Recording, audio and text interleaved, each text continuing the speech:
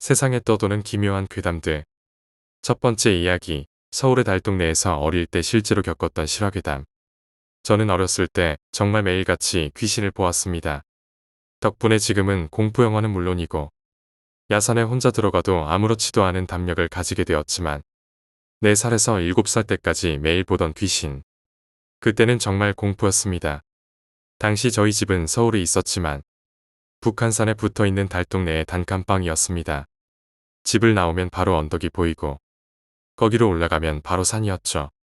가끔 토끼도 보이고 그랬습니다. 밤에는 저를 가운데 두고 오른쪽에 엄마, 왼쪽에 아빠가 누워서 잠을 잤습니다. 하지만 그렇다고 귀신이 안 나오는 것은 아니었습니다. 제 발 쪽의 벽을 보면 항상 그것들이 저를 보고 있었으니까요. 너무 무서워서 저는 이불을 뒤집어 쓰고 자는 버릇이 생겼습니다. 이 버릇은 21살인 지금까지도 없어지지 않아서 여름에도 이불로 머리를 덮지 않으면 잠이 오지 않곤 하죠. 그것들은 제가 이불을 뒤집어 쓰면 본격적으로 움직이기 시작합니다. 제 발 쪽으로 슥 하고 지나가면 저는 깜짝 놀랐죠. 하지만 움직이지는 않았습니다. 온몸이 얼어붙고 식은땀만 흘렸으니까요. 그러고는 그것들의 기척이 없어지면 저는 머리 위에 이불을 살짝 들어 올렸습니다.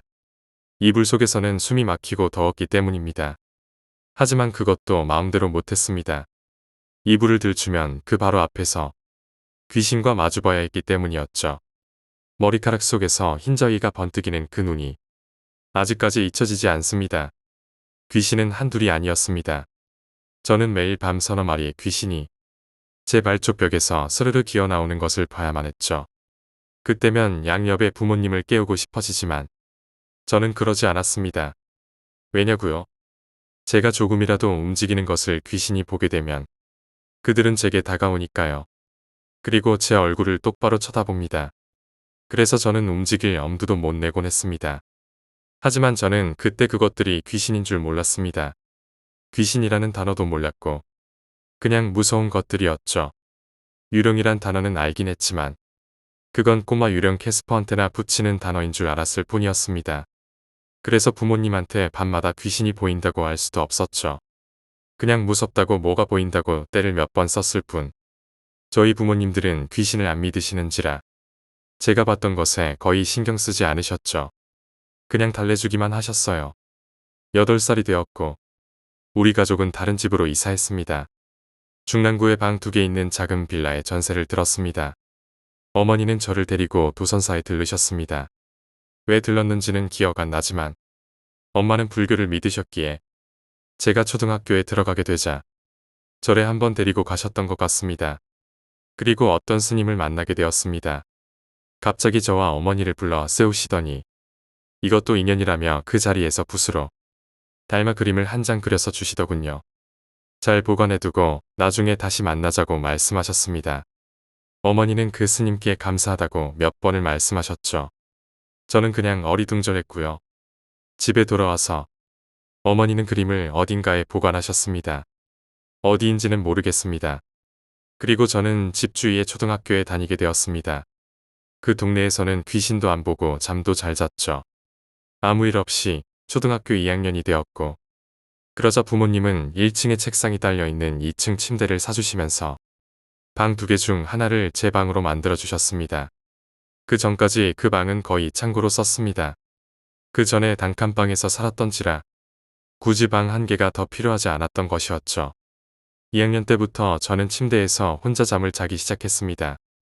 8살이 되고 나서는 귀신을 본 적이 한 번도 없었고 침대가 정말 마음에 들어서 행복하게 잠이 들었죠.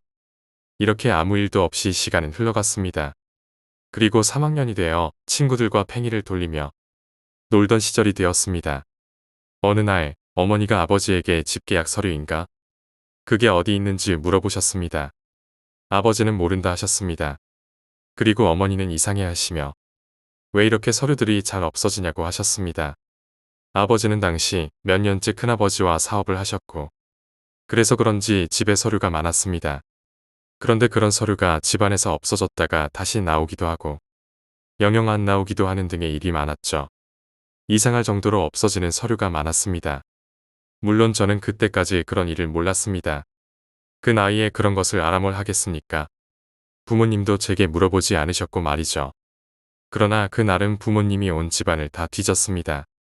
전세 계약서가 당장 필요했던 모양입니다. 하지만 그 서류는 끝내 나오지 않았습니다. 그리고 며칠 후, 저는 몇 년 만에 다시 한번 그것을 보았습니다. 침대에서 자다가 깨서 우연히 방문 쪽을 보았는데 그것이 방문 앞에 서 있더군요.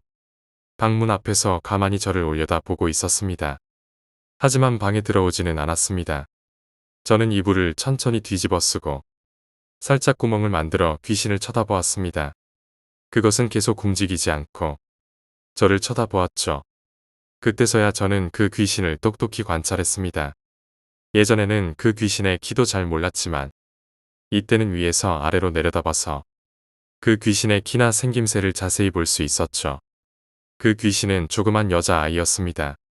한 5살 정도 되어 보였죠. 을의 처녀 귀신들이 그렇듯 그 애도 하얀 소복을 입고 있었습니다. 몇 분을 보고 있었는지 모르겠지만 저는 무서웠고 이불을 완전히 푹 뒤집어 썼습니다. 그러곤 몇 초 후 목소리를 들었습니다. 아직도 귀에 생생합니다. 그 애는 이렇게 말했죠. 이제 못 만나겠네. 라고요. 그 소리에 놀란 저는 빼꼼히 눈만 내밀어 방문 쪽을 보았습니다. 그러나 그 애는 사라졌더군요. 얼마 후 부모님은 전세 서류를 찾으셨고 그 외에 다른 서류도 찾으셨습니다. 그리고 다시는 서류가 없어지는 일이 없었습니다. 그런데 이상한 건 그 서류들이 모두 황색 서류 봉투에 담겨져 있었다는 것이었습니다. 하지만 서류를 봉투에 넣는 것은 흔하고 당연한 일이기에 굳이 이상할 것은 없었죠. 그 후 어느 날 저는 책상에 앉아 있다가 위쪽을 보았습니다. 침대 밑이었죠. 침대 밑 구석에 무슨 황색 종이가 삐져나와 있었습니다. 궁금해서 어머니한테 저게 뭐냐고 물어봤지요. 어머니는 서류 봉투라고 하셨습니다. 그래서 뭐가 들었냐고 물었습니다. 그리고 그 서류 봉투 안에 든 것은 예전에 스님께서 즉석으로 그려주셨던 달마도라는 것을 알게 되었죠. 그 스님을 만났던 후로 엄마랑 저는 도선사에 몇 번 함께 갔었지만 그 스님을 다시 본 적은 없었습니다. 엄마 혼자서 갔을 때도 마찬가지였죠. 그리고 시간이 흘러 저는 5학년이 되었습니다. 제가 다니던 초등학교에서는 수학여행을 5학년 때와 6학년 때 2번 갔었습니다. 2박 3일간 경주에 가게 되었습니다. 코스는 뻔했죠. 당연히 불국사에 들렀고요. 그런데 불국사를 견학하던 중에 어떤 스님이 아는 체를 하셨습니다. 바로 예전에 도선사에서 만났던 그 스님이셨죠. 인사를 하고 뜬금없이 그 스님께서 하시는 말씀이 이제 안 보이냐? 라고 하셨습니다. 그 말을 듣자마자 저는 그 여자아이 귀신을 떠올렸죠. 그리고 네라고 대답했습니다. 그 스님은 나중에 훌륭한 사람이 되어 은혜를 갚으라고 장난을 섞어 말씀하시고 가셨습니다. 나중에 알고 보니 꽤 유명하신 스님이었던 것 같습니다. 다시 며칠이 지났는지 몇 달이 지났는지는 모르지만 어느 날이었죠. 엄마랑 저는 옛날 앨범을 들여다보면서 시간을 보내고 있었습니다. 아기 때 사진과 목욕하며 홀딱 벗은 사진 등 그러다 수영장 사진이 나왔고 어떤 여자애가 제 옆에 있더군요. 수영장에서 친해진 애라고 생각했지요. 그리고 국립중앙도서관인가? 어머니가 어렸을 때 자주 저를 데리고 가시던 도서관에서의 사진이 나왔습니다. 그 도서관은 규모도 크고 어린이 도서관도 따로 붙어 있는 데다가 꽤 넓은 놀이터도 있어서 놀기 좋았죠. 그런데 거기서도 그 수영장에서 함께 사진을 찍었던 여자애가 저와 함께 사진을 찍었더군요. 그래서 엄마한테 물어봤습니다. 이게 누구냐고요? 엄마가 제게 기억 안 나냐고 반문하시더군요. 그 여자애는 저보다 1살 반 정도 나이가 많은 애였고 어렸을 때 같이 놀곤 했다고 합니다. 그리고 저를 좋아했다고 합니다. 저는 기억이 하나도 안 났지만요. 그리고 엄마한테 지금은 어디냐고 물어봤습니다. 그랬더니 어머니께서 잠깐 머뭇거리시고는 죽었다고 하셨습니다. 그 애는 제 옆집 살던 애였는데 밤에 연탄가스가 새서 가족이 전부 죽었다고 하셨습니다. 그제서야 저는 모든 것을 알게 되었습니다. 그 여자아이 귀신이 누구였는지 말이죠. 왜 어렸을 때 벽 쪽에서 나타났는지, 그리고 왜 황색 서류 봉투를 계속해서 숨겼는지, 왜 이별 인사를 했는지 말입니다. 생각해보니 어렸을 때 보았던 귀신들은 제게 한 번도 해코지를 한 적이 없었고 슬픈 눈으로 저와 가족들을 보았던 것 같습니다. 두 번째 이야기, 수족관. 내가 제이슨 워렌을 처음 만난 건 학교 조별 과제에서 짝이 되었기 때문이었다. 그쪽으로 이사 간 지 몇 달 되지 않아 선생님이 조 편성 목록을 나누어 주었고 내 옆에 앉은 아이는 이렇게 중얼거렸다. 행운을 빈다. 내 귀에다 이렇게 속삭였다. 제이슨은 교실 저 건너편에서 나를 소심하게 쳐다봤는데 어딘가 연민이 느껴졌다. 벌레 취급당하는 기분이 뭔지 나도 아니니까. 제이슨은 긴장한 듯 내 눈을 피하면서 고개를 숙였다. 쟤네 아빠 부자야. 완전 갑부라고. 칼리가 입안에 점심밥을 가득 문 채 말했다. 밥 보던 말을 질겅이면서. 그럼 좋을 것 같지? 칼리는 누나를 굴렸다. 근데 진짜 수상한 사람이야. 엄마 아빠가 걔네 아빠한테 가까이 가지 말고 다른 애들한테도 그렇게 전해주라고 했어. 칼리의 머리꽁지가 열심히 흔들렸다. 새로운 애한테 이 사실을 말해주는 게 신난 듯 했다. 이제 좀 알겠지? 칼리가 말했다. 나는 점심으로 나온 햄버거를 씹으며 생각에 잠겼다. 이제 알겠네. 메아리처럼 따라 말했다. 제이슨을 집에 초대하자. 제이슨은 내가 농담을 하는 것으로 생각했다. 농담이 아니라고 확신시켜 주었지만 걔는 우리 집 초인종을 누르고 나서도 자기가 여기 왜 있는지 모르는 듯한 표정이었다. 엄마가 제이슨 앞에 라자냐 한 그릇을 놓아주었더니 제이슨은 한참 굶던 애처럼 그걸 먹어치웠다. 고마워. 감사할 줄 모르는 사람이 되고 싶진 않은데 저번에도 이런 일이 생겼다가 제이슨의 목소리가 막혀왔고 귀는 빨개졌다. 다음 주엔 우리 집에 놀러와. 우리 집 TV 엄청 커. 제이슨네 집 TV는 벽 한 면을 전부 덮고 있었다. 집이 너무 크다 보니 꼭대기층까지 올라가는 엘리베이터가 설치되어 있을 정도였다. 층마다 바닥은 대리석이었고 벽에는 사자와 코끼리의 머리가 박제된 채 걸려 있었다. 제이슨의 아빠는 야생동물 수집을 좋아하는 것 같아 보였고 집안은 무슨 박물관 같았다. 제일 멋진 건 지하실에 있어. 제이슨이 행복하게 말했다. 수족관이었다. 그냥 수족관이 아니라 통로들이 끝없이 꼬여있고 네온등 아래서 반짝이는 물고기들로 가득한 수조들이 있었다. 내가 전혀 본 적 없는 것들도 있었고 상어 수조 위쪽을 바라보자 내 두 배만한 그림자가 물 너머로 흐릿하게 보여서 조금 뒷걸음질 쳐질 정도였다. 나는 수족관을 구경하러 가는 것을 즐기게 되었지만 제이슨네 아빠가 있을 때는 가지 않았다. 그분은 행동하는 게 뭔가 이상했고 제이슨은 아빠가 근처에 있으면 쫄아 있었다. 어느 날 제이슨이 수족관에 특별한 것이 생겼다고 했다. 내가 전에는 못 본 새로운 것. 제이슨은 너무 신나서 몸이 떨리고 있었다. 학교 끝나고 보러 와. 장담하는데 놓치고 싶지 않을걸. 나는 긴장한 채 책상 밑에서 다리를 떨며 하루를 보냈다. 들판을 지나 집으로 돌아가는데 제이슨이랑 그 얘기를 할수록 뭔가 끔찍하게 잘못되었다는 느낌을 떨칠 수 없었다. 제이슨은 손바닥을 핥고는 머리를 뒤로 넘겼다. 걔네 아빠가 가끔씩 뜬금없이 하는 습관이었다. 아빠가 그러는데 엄청 위험한 거래. 절대로 만지면 안 된대. 사실 수족관에 내려가지도 말라고 했어. 제이슨의 목소리가 갑자기 음모를 꾸미는 듯한 톤으로 바뀌었고 난 그게 너무 싫었다. 얘가 뭔 짓을 꾸미는진 몰라도 같이 하고 싶지도 않고 걔네 아빠를 화나게 하는 건 더 싫었다. 나 그냥 갈까봐. 나는 상황을 웃어넘기려 노력했다. 엄마 아빠가 찾을 것 같아. 그러자 제이슨이 말했다. 딱 5분만 있으면 돼. 너 살면서 그런 여자애는 절대 못 볼 거야. 순간 속으로 혼자 치고 있던 방어막이 내려가는 기분이었다. 여자애라고? 나는 멈춰섰다. 여자애처럼 생겼거든. 발까벗었어.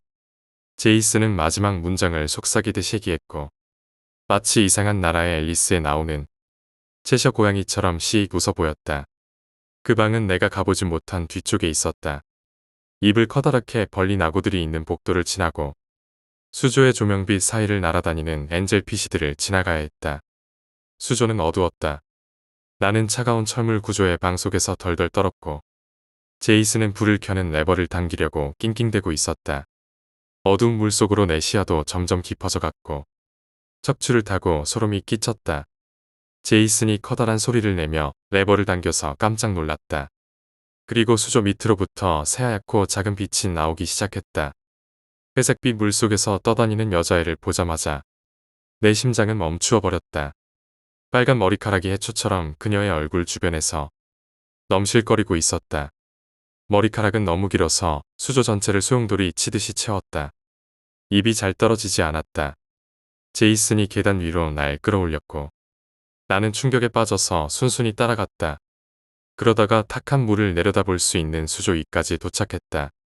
바닥에서는 기익대는 소리가 들렸고 여자애는 떠올라서 파란 입술을 움직이기 시작했다. 이노야, 아빠가 그러는데 내가 쟤 가져도 된대. 16살 생일이 되면 말이야. 제이슨이 소심하게 낮은 목소리로 말했다.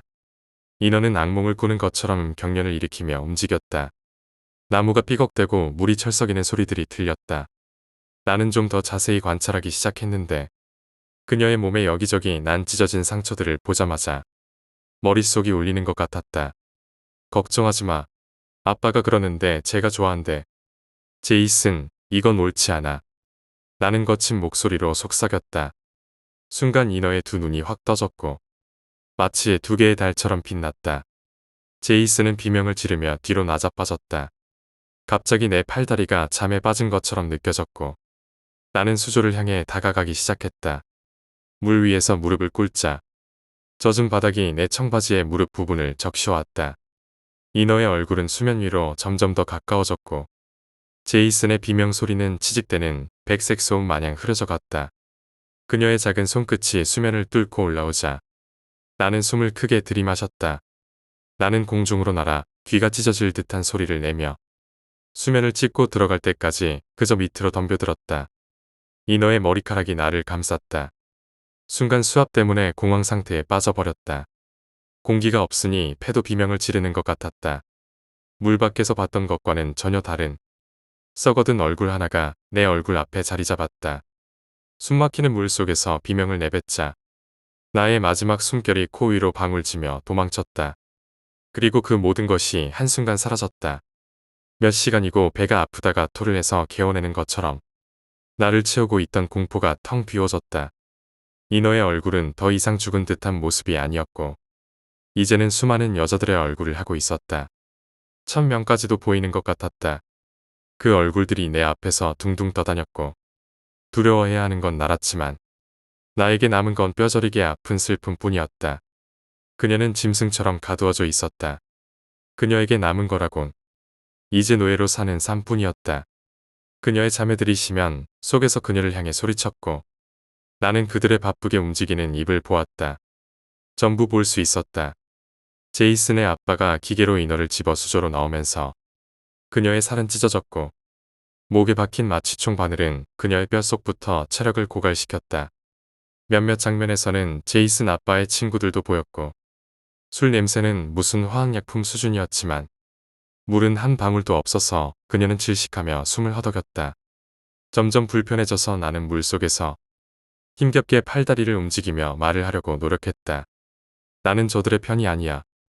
바다가 울부짖는 소리가 들리고 그녀가 바다에게로 돌아가려고 몸부림치는 모습이 보였다.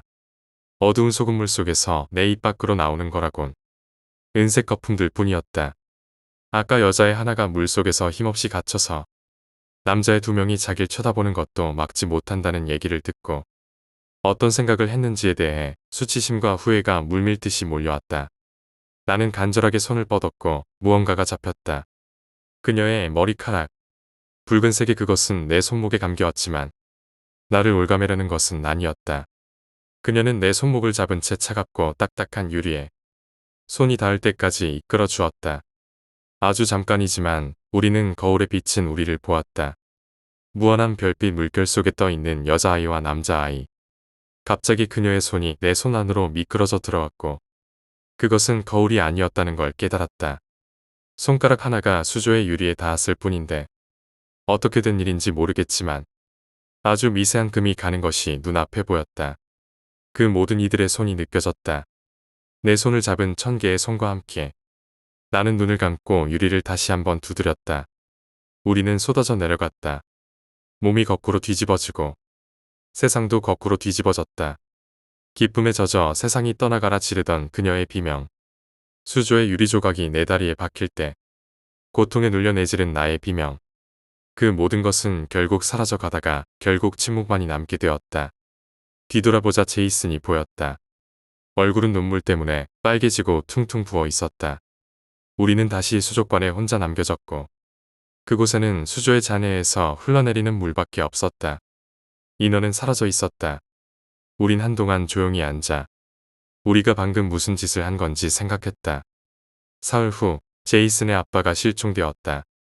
그는 그 동네에서는 꽤 잘 알려진 사람이었기 때문에 실종을 조사하는 경찰들은 그가 실종되었다는 것이 놀랍지도 않은 모양이었다. 제이슨이 말하길 경찰들은 이제서야 실종이 된 게 신기하다고 했다고 한다. 그와 그 친구들 무리는 본 적이 없음에도 그들의 사진들이 너무 익숙했다. 결국 시신이 토막난 채 조금씩 발견되었다. 그날 밤 내 방 베개 밑에는 어두운 색의 돌이 숨겨져 있었고 나는 짠 소금내를 맡으며 잠에서 깼다. 가끔씩 내가 그 여자애와 함께 물속에 잠겼을 때 보았던 것들. 그리고 그 끔찍하고 탁한 물속에서 그녀가 내게 보여준 장면들에 대해 생각하곤 한다. 그 인어 너무 친절했던 것 같다. 세 번째 이야기, 오래전 야구선수들의 괴담. 지금은 없어진 전주의 쌍방울 레이더스는 약체팀이었지만 1996년 8월 14일부터 1997년 4월 13일까지 홈경기에서 무려 17연승이라는 유례없는 대기록을 세웠습니다.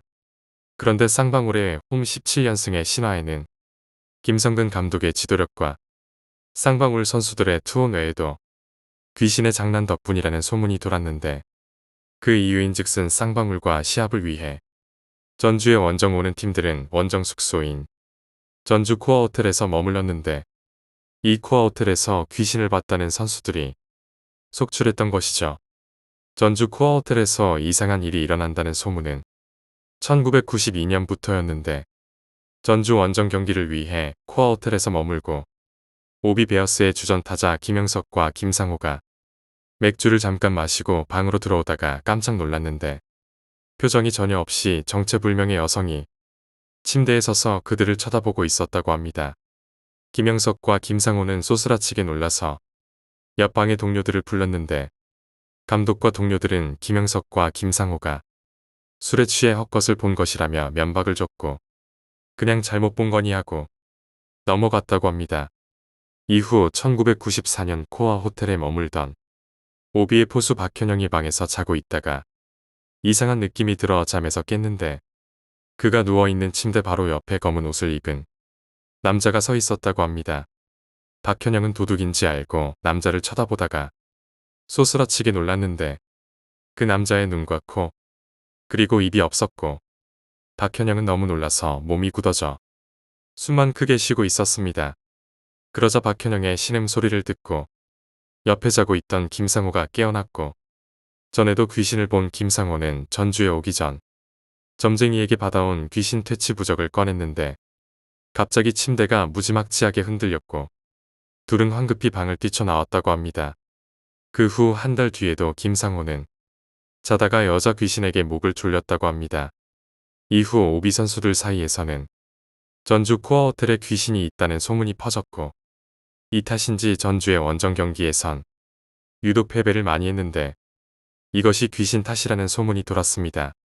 이후 잠잠하던 귀신 목격담은 1996년 다시 시작되었는데 코어 호텔에 머물던 현대 유니콘스 선수들 사이에서도 귀신을 봤다는 소문이 돌았고 귀신에 시달려서 잠을 못 자는 선수들도 있었다고 합니다. 그리고 귀신 소동을 겪은 현대는 쌍방울에게 패배를 당했고 96년 플레이오프 때는 현대 선수들은 귀신 때문에 코어 호텔에 머무는 것을 거부해 야구장과 먼 거리에도 불구하고 숙소를 옮겼습니다. 야구계에서는 이 코어 호텔 귀신 소문이 널리 퍼졌고 방송국에서 이를 취재한 적이 있었으며 각 구단 선수들이 자신의 경험담을 밝히기도 했는데 코어 호텔은 귀신 소동 때문에 소문이 나빠지고 현대 선수들이 코어 호텔에 머무는 것을 거부하기까지 하자 손해를 보았다면서 언론중재위원회에 귀신 소동을 보도한 언론사를 제소하는 사태까지 있었습니다. 그러나 전주 코어 호텔은 이래저래 소문과 지리적 악조건 때문에 결국 망했고 이랜드 그룹이 인수했지만 폐건물로 방치되다가 현재는 세이브존 전주 코아점으로 바뀌었습니다. 네 번째 이야기, 유모차를 끌고 있는 여자. 차로 목적도 없이 훌쩍 혼자서 여행을 떠났지만 니가타의 나가노 쪽으로 가던 중 깊은 산속에서 길을 잃어버렸다. 고속도로 요금을 아끼려고 감으로 아무 고갯길이나 짚어서 올라왔지만 역시나 길을 잃어버렸다. 시간은 심야를 지나 인가도 전혀 보이지 않았고 아무리 가도 산을 벗어날 수가 없었다. 곤란하다고 초조해지기 시작했을 때 고개를 내려가고 있는 보행자를 발견했다. 이런 깊은 산 속이라도 살고 있는 사람은 있구나라고 생각하며 천천히 내려가 접근해 보았다. 그것은 유모차를 밀고 가는 젊은 여성이었다. 아이가 갑자기 밤에 울어 산책이라도 하고 있나 싶어서 대단하다 싶다고 생각하며 그냥 지나가려고 했다. 그러나 스쳐 지나가는 순간 뭐야? 라고 생각하게 됐다. 무언가 이 여자 이상하다. 머리는 부스스한 채였고 옷도 흙탕물로 잔뜩 더러워져 있었다. 손과 발은 다친 것인지 여기저기 피로 물들어 있었다. 무엇보다 이 여자 맨발로 걷고 있었다. 나는 어쩌면 무언가 사고 같은 것을 당한 건지도 모른다고 생각하고는 당황해서 차를 세워내리고 여성에게 접근해 말을 걸었다. 괜찮으신가요? 그러나 뒤를 돌아본 여성을 보고 나는 온몸에 소름이 끼치는 것을 느꼈다. 이 여자에게 말을 건 것을 후회하게 되었다. 유모차에 태운 아기는 죽어 있는 것이 아닌가. 썩은 시체의 냄새. 눈알 부분은 이미 썩어서 공허하게 비어 있을 뿐이다. 이건 누가 봐도 죽었다는 것을 알 수 있을 정도다. 이 여자는 아기의 시체를 실은 채 걷고 있었다. 나는 너무나 놀라서 그만 뒤로 휘청거리며 물러섰다. 그러나 넘어지려는 나의 손을 그녀가 붙잡아 넘어지지 않았지만 그 후 대단한 완력으로 끌어당겨져 그녀와 바로 앞에서 눈을 마주해야만 했다. 눈의 초점이 이상하다. 소위 마리가 있는 상태. 여자는 내게 얼굴을 가까이 하고는 돌연히 외치기 시작한다. 패닉에 빠진 나는 여자를 들이받고 그대로 차까지 도망쳐 그 자리에서 도망쳤다. 단순히 이 정도로 끝난다면 그냥 어디에나 있는 도시전설에 불과하겠지만 그것만으로 끝나지 않았다. 어떻게 길을 찾아 산 아래까지 겨우 내려온 나는 한숨도 자지 않고 아침이 된 것과 동시에 파출소로 뛰어들었다. 죽은 아이의 시체와 함께 산길을 헤매는 여자의 얘기 따위 믿지 않을 것 같은데 라는 생각도 들었지만 나는 있는 그대로 일어난 일을 경찰에게 말했다. 동년배의 경찰은 처음에는 생글생글 웃으며 나의 이야기를 듣고 있었지만 자세한 이야기를 하고 있는 동안 진지한 얼굴이 되었고 마지막에는 어째서인지 얼굴이 새파랗게 질려 있었다. 잠시 침묵이 흐른 뒤 경찰은 다른 이에게는 말하지 말라는 조건으로 진실을 가르쳐 주었다. 경찰의 이야기로는 지난달에 2주 정도 장마가 계속된 다음 오랜만에 날이 개었던 날의 일이었다고 한다. 그 곡에는 비가 계속 내리면 위험하기 때문에 통행 금지가 되는 모양이다. 우연히 지나가던 동네 사람이 가드레일이 쓰러져 있는 것을 보고 경찰에 전화를 했다. 머지않아 경찰이 도착해 약 100m 아래의 절벽을 수색했다. 역시나 절벽 밑에는 떨어진 승용차가 발견되었다. 그렇지만 많은 핏자국에도 불구하고 탑승했던 사람의 모습은 어디에서도 발견할 수 없었다. 나와 이야기를 나눈 이 사람 역시 현장에 있었고 곧 타고 있던 사람을 찾기 위한 수색이 시작되었다고 한다. 차의 번호판과 소지품 등을 토대로 조사한 결과 사고를 당한 것은 근처에 사는 젊은 여성이라는 것을 알아냈다. 수색은 계속되었고 저녁이 될 무렵 다른 조사원이 아기의 시체를 발견했다. 차가 떨어졌을 때 차 밖으로 떨어져 즉사한 듯했다. 그렇지만 아이의 시체는 기묘했다. 목이 한번 잘려나간 이후 무리하게 호치키스로 목을 다시 붙이려 한 흔적이 역력했다. 지휘관은 소리쳤다. 아이의 어머니가 살아있을지도 모른다. 어서 주위를 살펴. 아무래도 아이의 죽음에 큰 충격을 받은 어머니가 아들의 시체를 어떻게든 살리려는 마음에 무리하게 방금 잘려나간 목과 몸을 붙였다. 그런 느낌이었다. 그리고 다음 날 어머니의 시체도 발견되었다. 무서운 얼굴로 도움을 청하려 했던 듯 벼랑을 기어오르던 도중 숨이 끊어져 있었다고 한다. 경찰의 이야기를 듣고 나는 온몸이 떨려오는 것을 느꼈다. 그렇다면 어제 내가 본 유모차를 미는 여자는 귀신이라는 건가? 경찰은 귀신 따위를 믿지 않는다고 말했다. 그러나 어머니의 시체를 발견한 것이 바로 이 사람이었다.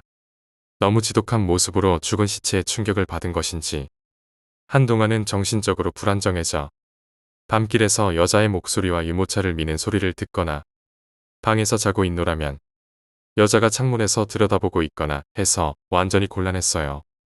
쓴웃음을 지으며 경찰은 말해주었다. 그로부터 2년의 세월이 흐르고 아마 그 경찰은 이제 건강하게 지내고 있을 것이다. 왜냐하면 저 여자는 이제 나에게 씌여 있으니까.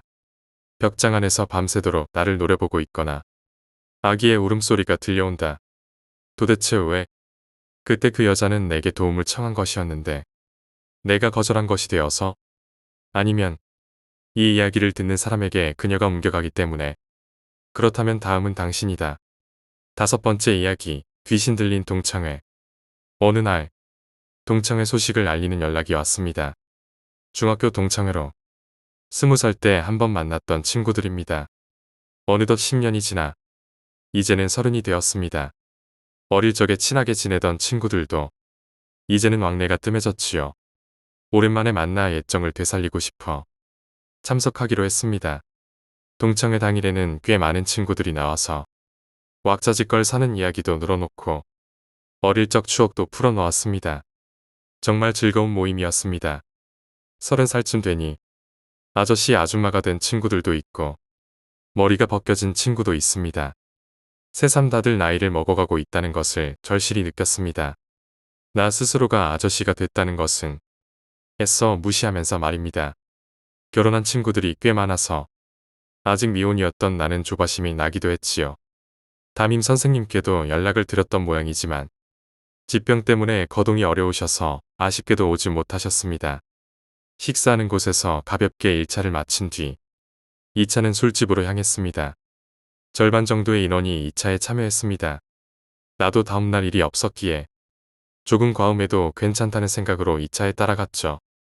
조금 취기가 돌고 다들 1차 때보다 개방적이고 편한 마음으로 이야기를 하던 그때였습니다.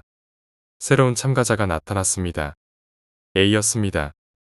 A는 중학교 시절 친구가 많지 않은 녀석입니다. 나 역시 그와 이야기했던 기억은 별로 없습니다. 하지만 10년 전 동창회에도 참석했었고 그때는 나름대로 잘 이야기를 나누었습니다. 다만 중학교 시절부터 겁먹은 듯한 태도라 이야기하다 왠지 모르게 말문이 막혀서 맥이 끊기고는 했습니다. 하지만 다들 술도 들어갔겠다. 기분이 거나해진 친구들은 A를 반갑게 맞이합니다. A잖아. 어떻게 된 거야? 안 죽었던 거야? B가 먼저 말을 건넸습니다. B는 나와 사이가 좋아서 지금도 가끔 연락을 하는 몇 안 되는 동창입니다. 다른 친구들도 제각기 인사를 하면서 친근하게 말을 건넸죠. A는 B에게 이끌려 자리에 앉아서 가만히 있었습니다. 나는 A를 보고 새삼 놀랐습니다. 전혀 늙지 않았다는 생각이 들었기 때문이었습니다. 왠지 조금 힘이 없어 보였지만 10년 전 동창회 때 봤던 그 모습 그대로였습니다. 이마가 조금 넓어져가는 내 입장에서는 그저 부러울 따름이었습니다. A는 이전보다도 더 과묵해져 있었습니다. 무언가 말을 걸면 고개를 끄덕이거나 맞장구를 치지만 말은 하지 않았습니다. 뭐 마실래? 하고 B가 물었지만 고개를 끄덕일 뿐 대답이 없었습니다. 일단 생맥주 한 잔 시키지 그럼. 안 마시면 내가 먹는다. 하지만 A는 그렇게 시킨 생맥주도 안주에도 손 하나 대지 않았습니다. 그쯤 되자 어쩐지 이상하다는 생각을 나 말고 다른 녀석들도 하고 있었을 것입니다. 나는 하던 일이 안 풀려서 우울증에 걸린 것은 아닌가 걱정했습니다. 그래서 가급적 밝은 어조로 말을 걸어봤습니다. 그나저나 너는 늙지도 않았네. 부럽다. 나는 완전 아저씨가 다 됐어. A는 애매하게 웃으며 고개를 끄덕일 뿐이었습니다. 그러자 다른 친구 몇 명도 거들었습니다. 그러니까 딱 알아보겠더라니까. 하나도 안 변했어. 뱀파이어라도 되는 줄 알았네. 안 늙는 체질도 있더라니까. A는 여전히 웃고만 있습니다. B도 한마디 거들 생각이었는지 입을 열었습니다. 혹시 A는 진짜 사람이 아닌 거 아냐? 결코 바보 취급하거나 진심으로 그렇게 생각한 건 아니었고 그저 농으로 던진 말이었죠. 하지만 이 말 한마디에 이제껏 미소만 띠던 A의 표정이 달라졌습니다. 다리를 부들부들 떨기 시작하더니 눈을 크게 뜨고 바닥을 내려다봤습니다. 그 모습에 놀랐던 B는 곧바로 내가 말 실수를 했나 보네. 기분 나빴어. 미안. 하고 사과를 했습니다. 하지만 그런 것은 안중에도 없는 듯 A는 계속해서 벌벌 떨고 있을 뿐이었습니다. 다른 녀석들도 이상한 낌새를 눈치챈 듯 다들 이쪽을 바라봤습니다. 마음에 병이 있는 게 아닌가 싶어서 안타까웠습니다. 하지만 한편으로는 냉정하기 짝이 없게 B의 가벼운 농담에 과민 반응해서 분위기를 깨버린 A를 책망하는 마음도 있었습니다. 진짜 미안해. 마음 풀고 다시 마시자. B는 다시 사과했습니다. 다른 녀석들은 아까 일은 잊은 듯 다시 잡담을 시작했지요. 하지만 A의 떨림은 점점 커져서 의자가 덜그럭거리는 소리를 내기 시작했습니다. 아무래도 안 되겠다 싶어 나도 말을 걸었습니다. 야, 괜찮냐? 그러자 A가 기묘한 행동을 하기 시작합니다. 웃는 듯 화난 듯한 표정으로 자신의 손등과 손등으로 손뼉을 치기 시작했습니다. 짝짝짝하고 일정한 박자로 박수를 칩니다. 뭐야 이거 진짜 무섭네. 라고 생각하자마자 A는 귀청이 찢어질 정도로 절규를 내던지곤 그대로 달아났습니다. 그 순간의 모습은 지금도 잊을 수가 없습니다. 마치 괴물 같던 그 얼굴. 우리 동창회 멤버들은 물론이고 다른 손님과 점원까지 다들 놀라서 망연자실했습니다. 다시 술을 마실 분위기도 아니고 결국 그날은 그대로 모임을 끝내게 됩니다. 어느 날 갑자기 B에게서 연락이 왔습니다. 그 심상치 않은 모습이 마음에 걸리기도 하고 자기 때문인 것 같아 죄책감도 들어서 A네 집에 연락을 해봤다고 합니다. B는 A의 가족에게 동창회에서 있었던 일을 전하고 혹시 연락을 받은 것은 없냐고 물었다고 합니다. 하지만 가족의 반응은 예상 외였습니다.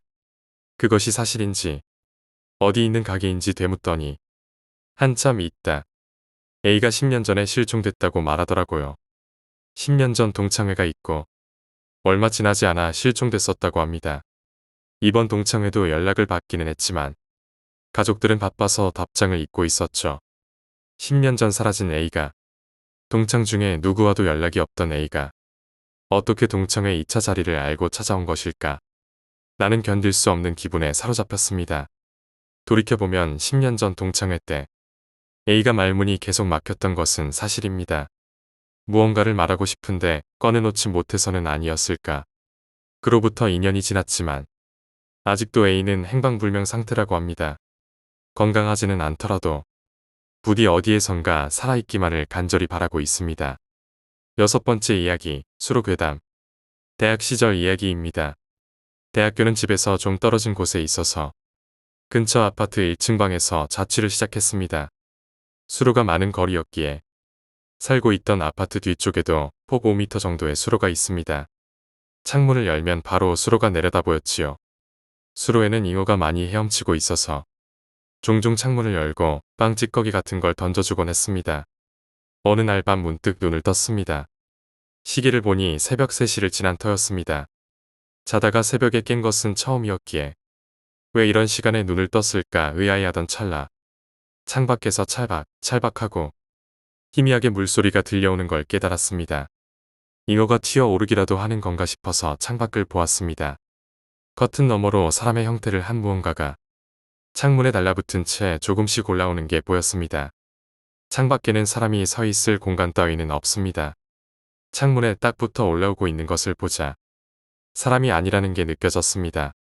그것의 상반신이 커튼 너머로 보이게 될 무렵 그것이 천천히 손을 뻗어 창틀에 댔습니다. 창을 열려고 힘을 주는 것 같았습니다. 잠겨있는 덕에 창은 움직이지 않았고 창틀이 끼익하고 소리를 냅니다. 그것은 움직임을 멈췄습니다. 지금 그 소리로 내가 일어났는지 확인하려는 듯 기척을 살피고 있습니다. 나는 이불 속에서 꼼짝하지 않고 숨만 가볍게 몰아쉬었습니다. 서로 움직임을 멈추고 커튼 너머로 기척을 살피는 시간이 흘러갑니다. 실제로는 아마 5분도 되지 않았겠지만 내게는 영혼과도 같이 느껴졌습니다. 그리고 그것은 다시 움직이기 시작했습니다. 창문에 달라붙은 채 서서히 2층으로 올라갑니다.